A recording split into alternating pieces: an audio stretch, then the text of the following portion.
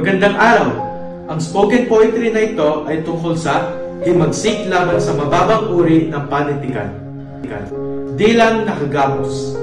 Noong panahon ng Kastila, kung kailan ang dila ay nakagapos at ang panitikang Tagalog sa mata ng mga dayuhan ay ubos.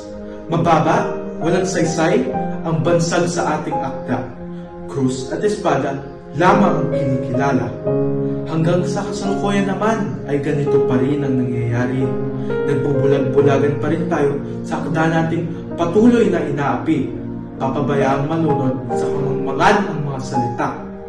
Karamihan sa ating mga Pilipino, pinabaliwala ang sariling katha. Hanggang kailan pa ba natin babastusin ang ating wika? Kung di tayo kikilos, mas malulugmok lang tayo sa kawalang bisa. Hindi naman kailangan ng banyagang anyo upang maging dakila dahil ang salitang Tagalog ay may kapangyarihang magpadya. Tama na! Hindi na natin hatang maliit pa ang ating panitikan. Tama na! Bakit ang banyagay tinataas at ang atin ay kinakalimutan?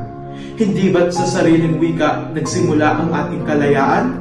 Panahon na upang ituwid natin ang ating tingin sa panitikang pinagmulan. Katulad ni Balagtas ay ating panindigan. Sariling wika'y hindi alipin, ito'y may kaluluwa at ningning na dapat bigyang pansin. Kaya't halina't ilantad sa buong daigdig ang ating panitikan at diwa. Sapagkat sa ganitong paraan, Pilipinas ay muling sisiklab na dakila.